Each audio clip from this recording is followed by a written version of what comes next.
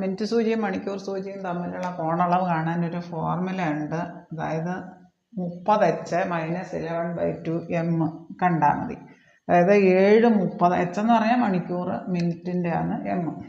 7:30 ആകുമ്പോൾ മിനിറ്റ് സൂചിയും മണിക്കൂർ സൂചിയും തമ്മിലുള്ള കോണളവ് 30h - 11/2 30 മണിക്കൂർ എത്ര? 7 മണി 30 മിനിറ്റ്. 30 × അവർ 7 മണി -11/2 മിനിറ്റ്. അപ്പോൾ നമുക്ക് എത്ര വരും? 210 - 165. അതായത് 210 ൽ 165 പോകെ എത്ര കിട്ടും?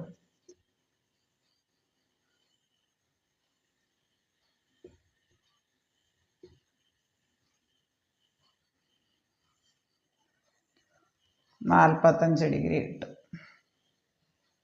ഓപ്ഷൻ എ ആണ് ഉത്തരം. ക്ലോക്കിൽ 10 മണിയാകുമ്പോൾ മിനിറ്റ് സൂചിയും മണിക്കൂർ സൂചിയും തമ്മിലുള്ള കോണളവ് കാണാൻ, അതായത് ഈ ഫോർമുല എടുക്കാം നമുക്ക്. 10 മണി മണിക്കൂർ 0 മിനിറ്റ്. അതായത് 30h - 11/2 m.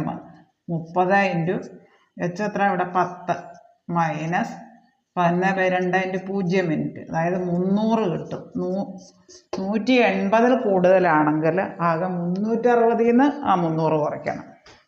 180 കൂടുതലാണ് നമുക്ക് ഗുണിച്ച് കിട്ടുന്ന സംഖ്യ എങ്കിൽ ഇപ്പം 300 അപ്പം 360 നിന്ന് ആ 300 കുറയ്ക്കണം. അന്നേരം നമുക്ക് ഉത്തരം കിട്ടുക. ഈ ഫോർമുല വെച്ച് ചെയ്യുമ്പോൾ നമുക്ക് 10 മണിയാകുമ്പോൾ മിനിറ്റ് സൂചിയും മണിക്കൂർ സൂചിയും തമ്മിലുള്ള കോണളവ് ചോദിച്ചാൽ 10:00 ആണ്. 10 × 3 മൈനസ് മറ്റേത് 0 ആയിപ്പോകും. 2 അതായത് 300 വരും. 180 കൂടുതലാണ് ആ ഫോർമുല വെച്ച് ചെയ്യുമ്പോൾ കിട്ടുന്നതെങ്കിൽ 360 നിന്ന് ആ കിട്ടിയത് കുറയ്ക്കണം. 360 നിന്ന് 300 കുറയ്ക്കണം. അത് ഓർത്തിരിക്കുക. 60 ഡിഗ്രി വരും 10 മണിയാകുമ്പോൾ. ഫോർമുല ഇത് ഓർക്കുക. 30h - 11/2 m. ആ ഫോർമുല വെച്ച് ചെയ്യുക. മിനിറ്റ് സൂചിയും മണിക്കൂർ സൂചിയും തമ്മിലുള്ള കോണളവ്. പക്ഷേ ഗുണിച്ച് കുറച്ച് കിട്ടുന്നത് 180 ഡിഗ്രിയിൽ കൂടുതലാണെങ്കിൽ 360 നിന്ന് ആ കിട്ടിയത് കുറയ്ക്കുക. 10 മണിയാകുമ്പോൾ 10 × 30 30h - 11/2 m. 30h മണിക്കൂർ. 30 × 10 - 11/2 × മിനിറ്റ് എത്ര? 0. അപ്പോൾ മിനിറ്റ് അങ്ങ് 0 ആയിപ്പോൾ. 30 × 10 300 വരും. 180 കൂടുതലാണ്. 360 നിന്ന് ആ 300 കുറയ്ക്കണം. അപ്പോൾ 60 കിട്ടും. അത് ഓർക്കുക. 30h - 11/2 m. h എന്ന് പറയുന്നത് മണിക്കൂർ, m മിനിറ്റ്. അത് ആ ഫോർമുല വെച്ച് ചെയ്യുമ്പോൾ 180 താഴെയാന്നേ ആ കിട്ടുന്നത് വെച്ച് ചെയ്യാം. 180 കൂടുതലാണെങ്കിൽ 360 നിന്ന് ആ കിട്ടിയത് കുറയ്ക്കണം.